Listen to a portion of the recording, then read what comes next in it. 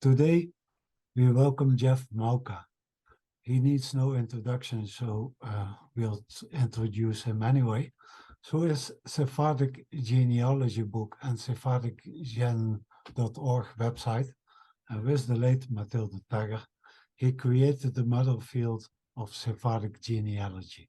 He always advocated high standards for Sephardic genealogy. His first book received the Judaica Reference Book of the Year Award in 2002. In 2012, he received the IAGJS Lifetime Achievement Award. And the website SephardicGen.org, whose content is now also available through JewishGen, now contains over 150,000 records. Jeff Malka is a retired orthopedic surgeon and served as an associate professor of orthopedic surgery. He served on many committees of Jewish genealogy organization at the local and international level. Today, he will discuss his new book, 8 Centuries of a Sephardic Family, the Malka family. Thank you. Over to Jeff.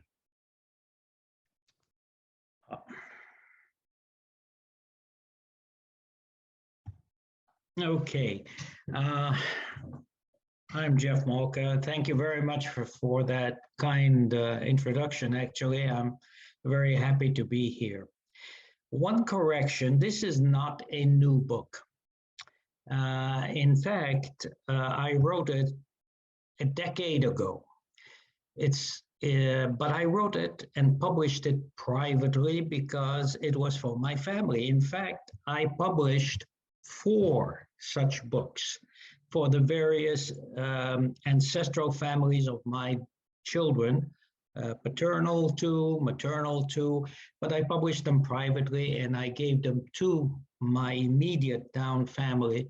I did not make them available for the public because they contained private information and it was not, in my opinion, of interest to the public. But in 2022, I decided for the Malka side, it may be useful to others. I had an interesting life living in colonial East Africa. I ended up serving the US military as a doctor during Vietnam. And how many people can claim to be a Jewish boy born in a British colony in East Africa? So I thought it might be interesting. It may also, the genealogy information may be interesting for others who are seeking how to go back in time. So essentially, what my talk is about today is a summary of how I got to do my genealogy. It's not that different than what everybody else will go through, and that's why I thought it would be helpful.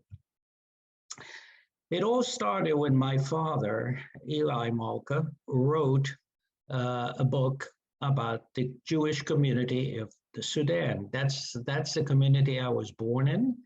It was a British colony at the time. As a matter of fact, when it stopped being a British colony in 1956, the Jews essentially all left, which is a common story. But my father wrote this book when he was in his late 80s. He was even older than me. And although he could use a computer fine, I helped him with computer editing. And that got me interested in the field. Where did we come from? Where did the Malkas come from? And the whole business of Jewish Sephardic history. All right. I started my genealogy journey just like everybody does. I started with my immediate family. My grandfather was a rabbi. He had 10 children.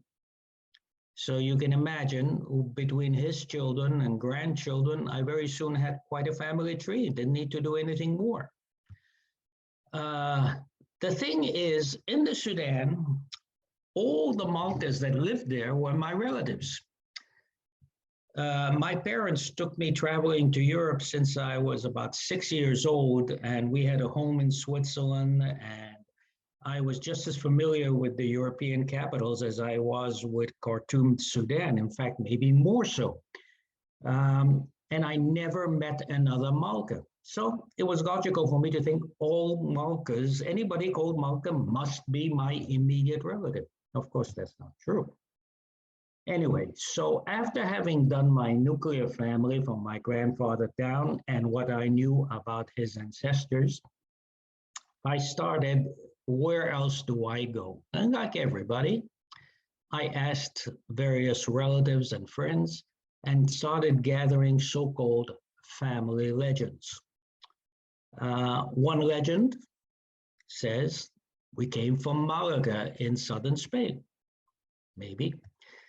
Another said we came from Aragon. Maybe. There was a story that I heard since I was a little boy about how my ancestors landed at the coast of Morocco and they were robbed of almost everything they had after the landing. Maybe. Others told us, oh, we are B'nai Melachim, which means children of kings, based on, actually, as a kid at that time, I only knew Malka as a Hebrew word meaning queen. So I said, of course, if we're a queen, we must be related. We must be descended. Then they also said they were rabbis for generations. That's not so unusual, by the way, because often rabbis, it's almost a hereditary job. Anyway, so these were the legends that I had that I was going to start working on. Came from Malaga. I soon discovered that the reason for that is because Malaga, the city of Malaga, was actually a Phoenician settlement originally, and until relatively recently, it was called Malacca, not Malaga. So people assumed, okay, that's where they came from. That's one of the big problems we have with genealogy today is assumption. Something sounds like something, so we go that route. I don't ascribe to that. I'm looking for actual documentation. Also, I found out that in Morocco, there were definitely families that came from Malaga, but the Arabic word for somebody coming from Malaga is Malki, not Malka. Malka it doesn't mean the same thing. So I put that in the back drawer, said maybe, but I never found in the records any actual documentation that they came from Malacca. I'm not so sure they did. Then we came to the part about they came from Aragon. Don't forget, at this time, I knew nothing except the family from my grandfather down and a little bit up. Came from Aragon. Well, let's see. Is that possible? Who knows? My uncle was Edmund Malka. He was a very erudite person. He had 2 doctorates, one from Israel, one from Spain. He was admitted to the bar in Israel, in the Sudan, in Ireland, in the United States. He was the Assistant Attorney General of New Jersey, and he was admitted to the US Supreme Court. This guy knew a lot of stuff, and he was very smart. He also published a lot of books, and the reason I bring him up is he was at that time the family expert. He wrote books in Spanish, in Portuguese, and in English. So he was an obvious authority. He was still living when I started on this journey. So I thought he'd be a good person to ask. So back to Aragon. Edmund Malka wrote in one of his books, he wrote a lot of things. Alfonso X appointed Meyer de Malka as his Al-Musharrif. Al-Musharrif is a tax collector or finance minister or whatever. And he was followed by his son, Zach and Joseph de Malka. Okay, I have something concrete. Let me go look it up in the records. I couldn't find it. I asked him about it. He had not yet passed away. And he said he found it in a Spanish encyclopedia when he was living in Spain. I looked up every Spanish encyclopedia I could find. It was not there. What was there was I found there was a Don Zag de la Maleja, who was the son of a Meyer, but he was a Meyer Ibn Susan, not de Malka. So as far as I was concerned, this is not the case. It's a my uncle had used, I don't know if he did it consciously or not, had decided that these were Malkas, but they really weren't. Also, de makes no sense in Malka. So I decided at that point, this is not true, and it's what we call mythology, not genealogy. All right. So that and a few other things that I looked for from my uncle's books and interviews turned out not to be true. Not everything. So I said, forget Aragon. I don't know about Malaga, but forget about Aragon. It's total nonsense. He must have made it up. And I concentrated on my family in Morocco and in Israel. This is a sequence that I think happens to a lot of people. You follow family legends. Occasionally they're right. Many times they are not. And you have to stick to, if you really want genealogy, not mythology, you have to stick to what you can prove by documentation. So I did find there were many rabbis. As I said, it's often a hereditary job. I looked in books. Rabbis is very useful because rabbis write books. Rabbis are mentioned in other books. So there's a lot of genealogical information available that would not be otherwise if you have a rabbi as an ancestor. I looked through the archives in Israel. I found relatives in Israel, which I talked that I did not know about, to which I asked, interviewed, and tried to get more information about the family in Morocco and in Israel. Again, sticking to archival information. When I finished with that, I started getting bored. So I went back to some of the sources I had seen earlier. One of the most important sources for Moroccan Jews, and at that moment I was sure that's all we were. Well, the most important one is Abraham Laredo. He was the head of the Tangier Jewish community, and he wrote a very important book published by the Institute Montano in Madrid. The Institute Montano was set up by the Spanish government to study the history of the Jews. It's an excellent book. It contains pretty much all the names, surnames that he knew, but in addition, it contained also little mini bios about important members who happened to carry that name. So I went back and looking up the Malkas, he had many entries about Malkas. I put this one up here because he consistently said that it was Aramaic. And he should know, he consistently said it should be spelled with an aleph at the end, not a hey.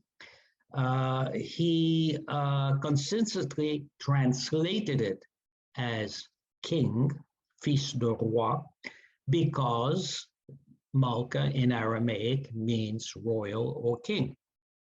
As I mentioned, when I started going back and looking about Aragon, I remembered what my uncle had written, and as I showed you, it is not correct. There were never any Meyer de Malka.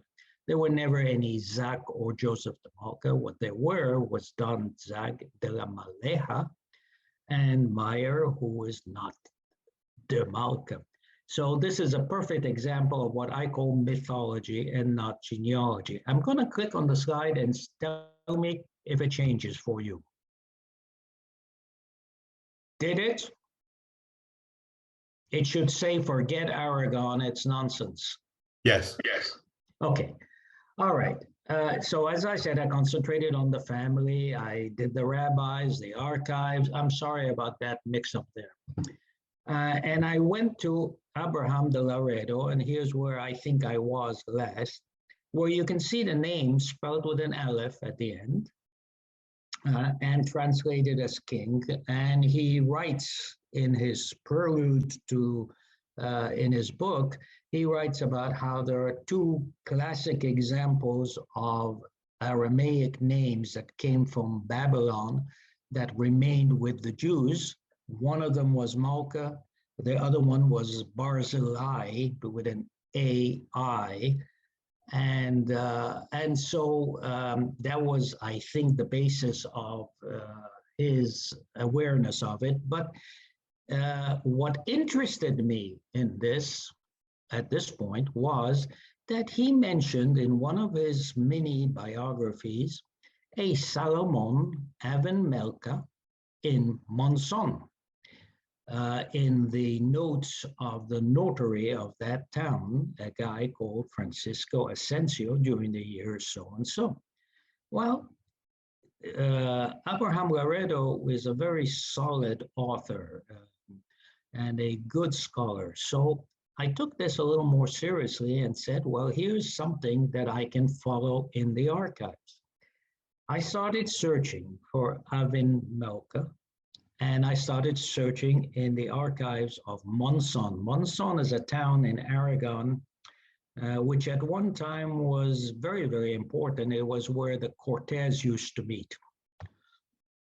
So having seen this, I decided, let's go back and look in the Spanish archives. I searched for Monson's municipal archive. Guess what? It had burned down. So that looked like a dead end. I had a lot of friends among Sephardic academics, some that I knew personally, like Professor Assis in Israel and so on. So I contacted them. I said, what do you know? Is it this nonsense, or are there any evidence of Malkas in Spain?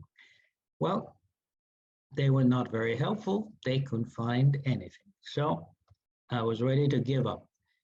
Then I met, or I was introduced to, a phenomenal person, Maria Jose Sorribas. She is a lawyer in Barcelona. Her father had always been interested in the Jews who had lived in Spain, and she had sort of inherited that interest. Maria Jose Sorribas and I became very close friends, and we worked together for many, many years. She discovered, yes, the archive in Monson had burned down, but guess what? That particular notary, his books, because they're actually books which he writes his notes, were preserved in a nearby town of Barbastro. Okay, that's very interesting. She found them. I will show you some of the actual records in a little while. She found these mentions, and she found a lot of others, and we were very close in this. We looked at books, we looked at government records, we looked at the episcopal archives, which have a lot of information, and we found essentially, all this is in the book in detail, but I'm summarizing here. We found about 50 mentions in the archives of Aragon, Navarra, and Catalonia. 50 mentions is a lot over a period of only 200 years before the expulsion. In summary, what we were able to document with actual documents, not hearsay, were that there were Malkas mentioned in the archives that proved that they lived in Catalonia there, in Monson, that's the original one we were looking at, in these various things. I'm not going to read them down. And of course, these are things that were mentioned in the archives. They probably lived there before that, but that at least is solid evidence. And I'll show you some of them. How do you search in the Spanish archives? When I started, I thought that these scholars of Sephardic history had picked all they could out of the archives and they were available in print. Well, they are not. You're going to miss things if you don't actually go physically into the archives. Once you find what you need in the archive, you are faced with the problem of deciphering it. There were no typewriters in those days. They wrote by hand, and the scribes were paid money to write it, and they were paid money to read it. So they made extra care to write it badly. You also have to learn about the language. There was no Spain at that time. These were separate kingdoms.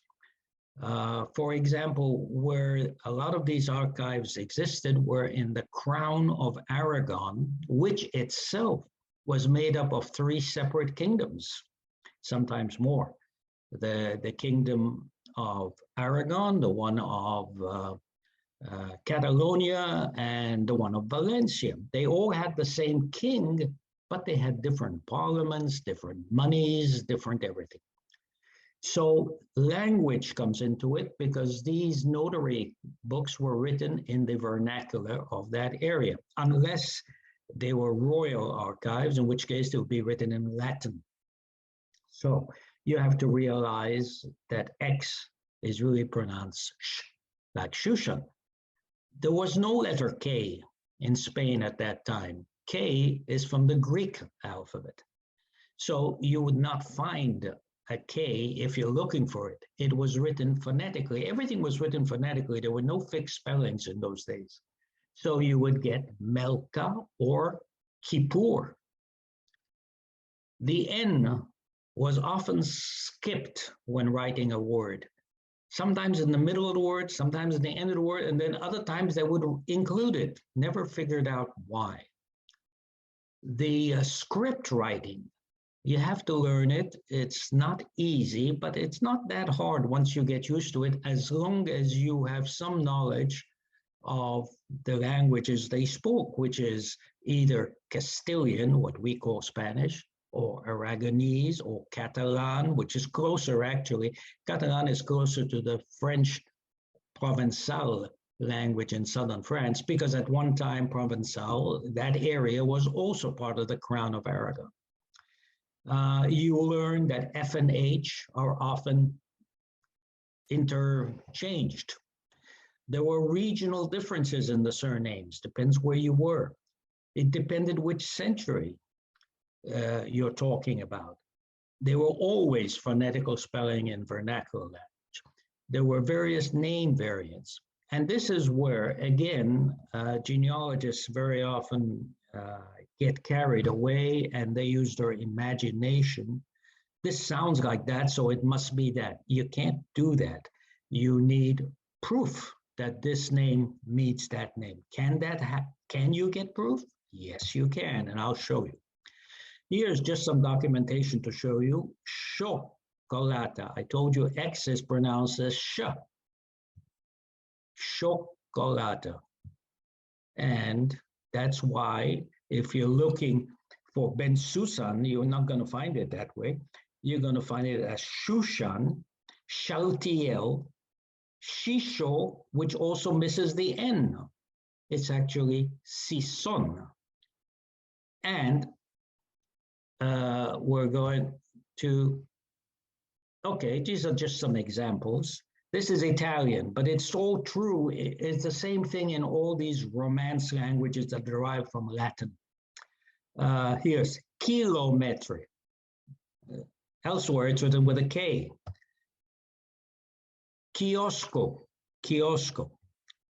Or, and I like this one, que stress.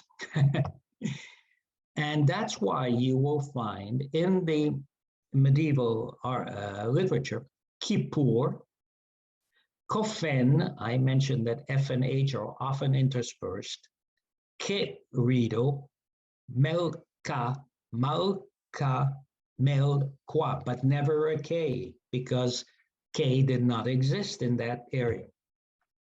Here's an example of one of those documents that I talked about. So as to show you a little bit it in reality. This is from Monson, from that particular notary. And the first thing we see is from 1479. First thing we see is comada. Guess what? There is no such word in Spanish. It's actually comanda. That line above it means there's a missing N, and a commanda is a kind of legal document. This you will see very often, and it just means appeared before us, appeared before us. Salomon, without the N. Malka, I mentioned, the R's and the C's look very similar, and actually to us they look like an R, but that's how they wrote the C in those days. And I've checked with with several experts who told me, oh, you noticed that too? It's absolutely, that's what it is. Jehuda, it's really Jehuda, but F and H get interspaced. Malka, written, is it similar to that? Yes, similar. And Yehuda, Meno, and very often in medieval Spain, they will say Judeos of the city of Monzon.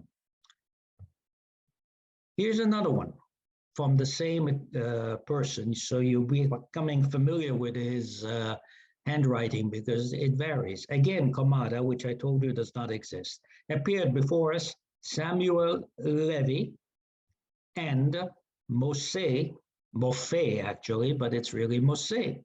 Malka spelled in a different way. And again, Judeo from the town of Monzon. And I put this in so that you can see I'm not making it up. Here, it's written as commanda, not comada. There is no comada. Commanda, so the line is missing and the N is back in there. And in this one, it says, appeared before us. You see, you're all getting good at this. Salomon, Aben Malka, Judeo of the town of Monzon. Okay. The other thing we need to learn if we work on the archives, if you're going to find anything, is how names were varied. Take Yitzhak, a common name. It could be written any of these. And we already came across Zag. Zag meaning Isaac, Yitzhak, Zag, that was the Zag de la Maleja that I showed you about. In the Occitan country, which is the southern France, the pronunciations are slightly different. So we find these versions of the same name, Yitzhak. In some areas, they very frequently combined names. So you see Bon Isaac, that's Isaac with the Bon, and Boniak, they both mean Yitzhak. Let's take the question that I was most interested in Malka. In Aragon and in Catalonia, you would often find it spelled this way, Malka, Aven Malka, Malka. But if you went to Navarra, it was spelled that way. And I'm not a great expert on Navarrese pronunciation, but I presume it was spelled slightly differently. Okay. So that's an example how names change. In 1366, in the archives of Navarre, there's a list of the head of families who lived in Viana, Navarre. It was listed among them was a Hayim Malka. That's an Aragonese spelling. It's not what we usually find in Navarre. So a little later, 1392, in Vienna, Navarre archive, so on. So he is now known as Hayim Malka. It's the same person, but with a Navarrese type of spelling. Now, I keep telling you this is this and that is that. Is that just imagination? Am I doing what a lot of genealogists do? It sounds like, so it must be. Are there supporting records? Yes, there are. Here is a picture of the town of Toledo. We have an important bridge that I want you to be aware of right there, Puente San Martin. The Jewish quarter in Toledo was known as San Tomé, St. Thomas.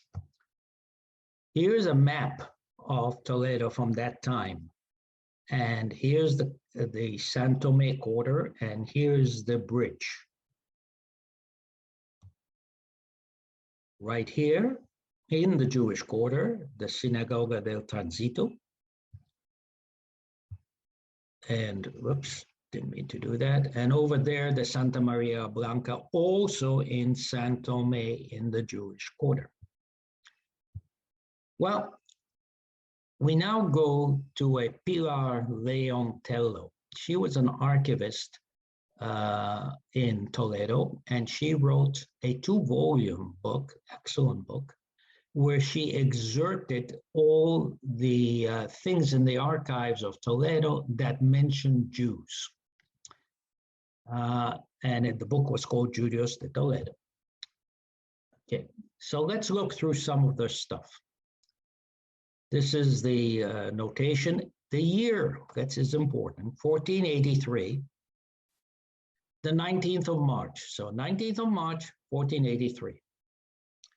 Lezar Aben-Melech requests permission from the council to sell to Rabbi Samuel Aben-Reuel, an Italian living in Toledo, the houses that he owns in the Juderia, which is the Colación, the district of San Tome. Fine, so we have an interesting name here. I don't know what we're going to make with it, but it's Lezar Aben-Melech. And it's up there. We look at another excerpt. This one is a little later. He had requested permission to sell, and here comes the permission. The houses that are owned by Eleazar Aben-Rei. Is that the same person? We don't know that. Judio Ferrero, blacksmith, with charges of so much on the 19th of March of 1483. 19th of March, 1483. Obviously the same house being sold to Lezar, by Lezar, the above named Lezar, sold these houses to Rabbi Samuel Aben-Reuel. It's obviously the same house, but this doesn't make sense. Here these are legal documents, Aben-Melech and Aben-Rei. So we've acquired 2 names that seem to be corresponding to the same person. We continue. In the same archive, they did a title search. Was he allowed to sell these houses? They found out that a guy called Israel Judio sold these houses to Lezar Aben-Melech, the Jewish blacksmith of Toledo. It was sold to him in September 1475, and these are the houses that he is now selling to Samuel Aben-Reuel, the Judah, on the 19th of March. Obviously, Aben-Melech is the same person as Aben-Melech, written differently. Then we find that the deal has been finished, and now he is called, it's always the same house, Lezar Aben-Melech. This is most peculiar because what we're seeing here in legal documents, 4 different versions of the same name. Now, this is not a Malka. I have not been able to find a similar document with these names attached to a known Malka name. But it shows you how in those days names were written phonetically. They were even spelled or translated rather. What would be Aben-Melech, a king in Hebrew, becomes Aben-Rei, a king in Spanish for the same person. They just translated. It's a little bit like you now have Solomon, Shlomo, Salomon, Suleiman in a Muslim country. They get translated. We are still doing that with first names, but we no longer do it with surnames, which now have fixed spellings. But in those days, they did not. Okay, I'm still trying to answer that question. Where did those Malkas originally come from? Well, I learned, and all this is detailed in great detail in the actual book, but I don't want to bore you right here. I found out it's a very old hereditary name. In other words, it's been used father to son since at least the 1200s. It is Aramaic because of some of its translations, I'm sorry. And if we go back to Babylon, as I mentioned earlier, there were two Geonims who were named Malka. That time it was not hereditary surnames, but it shows you that it existed as a name in Babylon, Babylonia, where they spoke Aramaic. They were not hereditary, so it has nothing to do with my Malkas. And it probably, this is guesswork on my part, which I should not do, it probably simply meant that these Geonim were probably related to the exilarch, which often was the case. The Geonim from the Talmudic academies would nominate the next exilarch, and the exilarch would often nominate or approve of who would become a Gaon in one of the Talmudic academies. And very often they were related, which is not too surprising. So let's get a summary now. We got about 50 mentions of Malka in the archives of all up there. None. I haven't found a solid Malka in Andalusia or Castile. Believe me, I've been searching. And if you think about it, that doesn't quite make sense. How did the Jews in Aragon arrive in Aragon? There are several possibilities. One is they came with the Romans, like they came everywhere else in Spain. The other one is they fled to the north when things got bad in the south. So that doesn't seem likely because they would have some residues in Andalusia or Castile. And the third one is that they came from France. In the French Jews from the southern France were expelled and fled, and a lot of them came to this area and settled there because of the conditions in southern France. So I don't know the answer to that. I've been trying to find out. I haven't found actual solid proof, except this bothers me that there were none south of Aragon. Okay, the earliest records, therefore, that I could locate were in 1282, all in northern Spain, none in southern Spain. In Morocco, they appear on the 14th century. And then I followed my own family history from Morocco to Tiberias to the Sudan to the USA. But DNA came up. I'm a physician, so I was interested in DNA. What can DNA tell us? Well, as a short summary, humans have 46 chromosomes, 23 pairs. One pair is known as the sex chromosomes. It's if you have two X's, you're a female. If you have an X and a Y, you're a male. Most people know that. But only men have a Y. So you can only inherit a Y from a father. You cannot inherit it from your mother. That makes it a good tool to use to follow paternal ancestry. The DNA, my father's DNA, is identical to mine, and it should theoretically go back forever until you get a mutation, which gives you a branch of another group of that family. So the Y DNA has become very important in genealogy because it can follow the patrilineal line, which means it follows the surname. There are about 50 different Y DNA groups, and different populations have different percentages. You have some of this, some of that.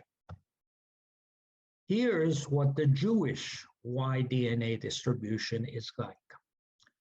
There are the E group, and which is more common among Ashkenazim, the J group. The most common is J2, which is more common among Sephardim than among Ashkenazim, and so forth.